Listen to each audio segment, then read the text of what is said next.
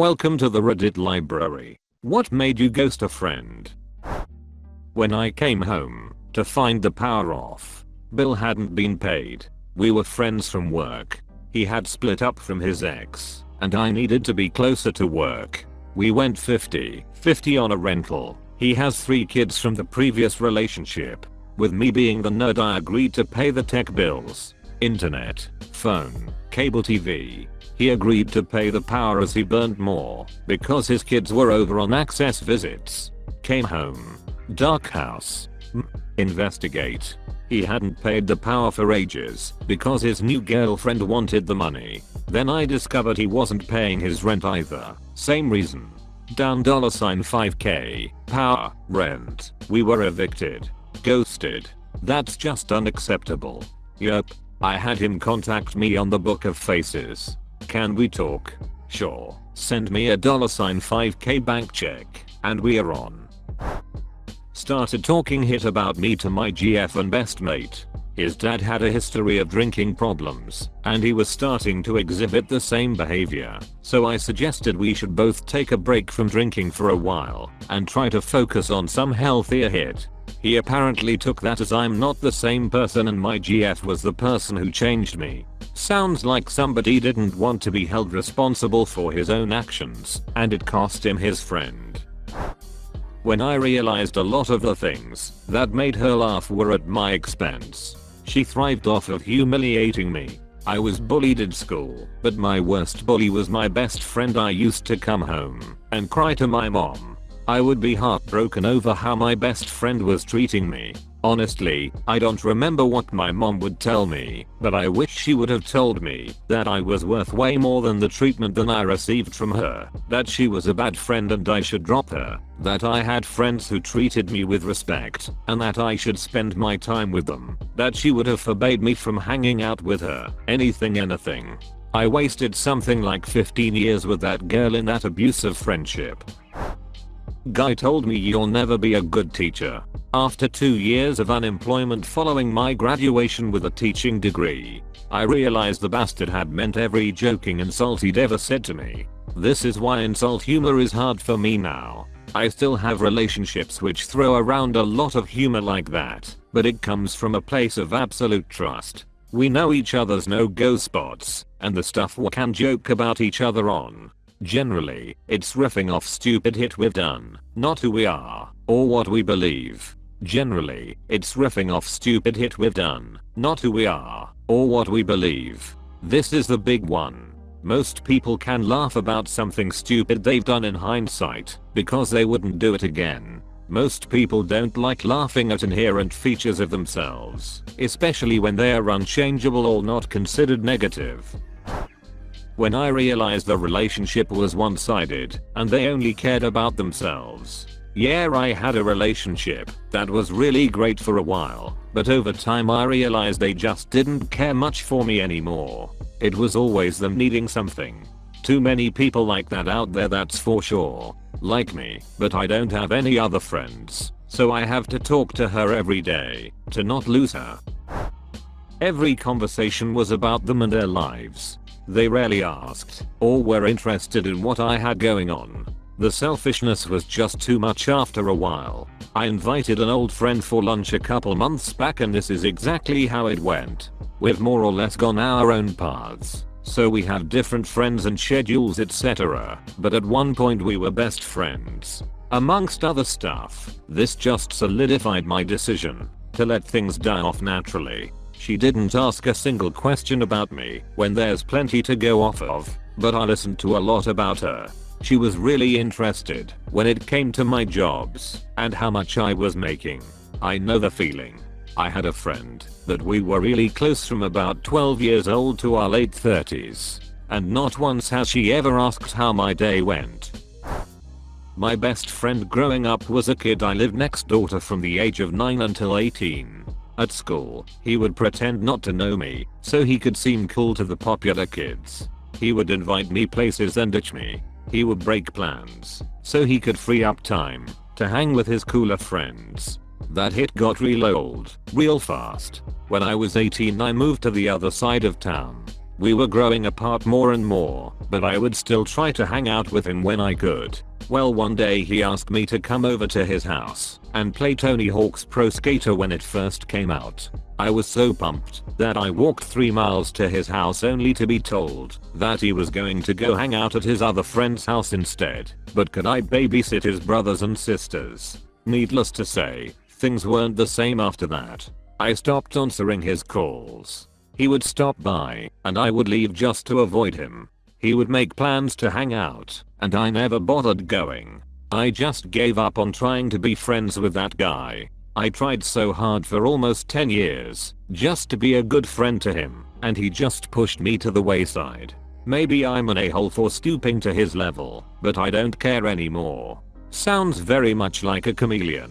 They're the worst, because they can fit with anyone, but only one at a time. That's where they screw themselves. 10 years of that would take a toll on anyone.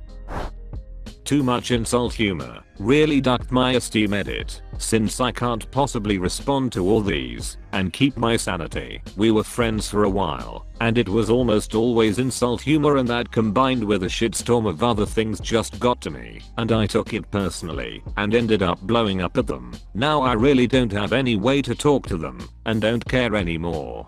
I had a friend who could only do insult humor. It really wears on you after a while, and they usually can't take criticism about it either. It was only a joke, and such excuses.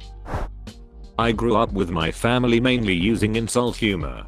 It super wore me down, and I was super depressed all through middle and high school because of it. Every time I would ask them to stop, they would be like, "Why can't you just take a joke, Elizaress? You're so touchy." For a long time there was a running joke, but also they thought it was true, that I was such a bitch who never admitted when she was wrong. From every other source in my life, that was not the case and certainly isn't now. Literally, my sister started calling my dad Papa Bear, my mom Mama Bear, herself Baby Bear, and I was Itch Bear. It was ducking constant. Finally, when I had to move back in for a bit after college, I snapped and told them it's not ducking funny. They begrudgingly stopped, but acted like I was so sensitive and you couldn't say anything around me for fear of upsetting me. It's much better now, but it was super hitty to grow up in. Edit. This got a lot more attention than I was expecting.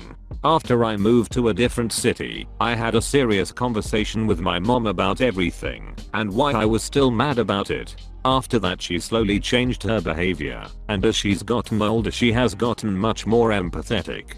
My sister moved out and also realized how toxic our environment was and made a lot of empathy improvements herself. I also grew up a lot and got much better at empathy. Overall, we are a much more functional family. When I realized I put so much more into the friendship than she did. Whenever we met up, it was basically time for her to vent about her life.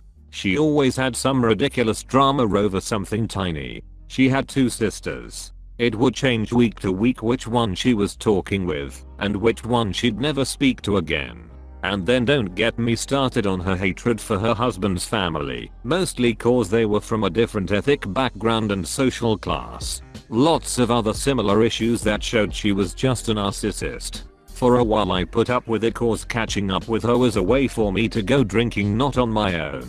Then there were a few big events in my life and she just wasn't there for me and didn't care. Well, she pretended to, but sent her husband to take care of me. Then would try to get me to come listen to her yap on for hours or do stuff for her. If I tried to talk about my stuff, she'd criticize me and say everything isn't about me, then go on talking about how terrible it was that her mother-in-law didn't say the right thing to her.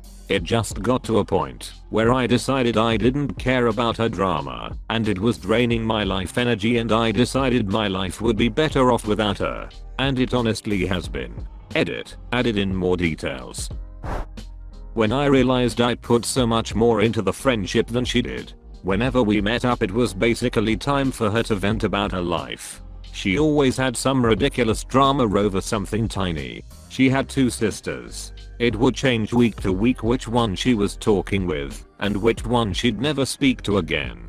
And then don't get me started on her hatred for her husband's family, mostly cause they were from a different ethnic background and social class. Lots of other similar issues that showed she was just a narcissist. For a while I put up with it cause catching up with her was a way for me to go drinking not on my own.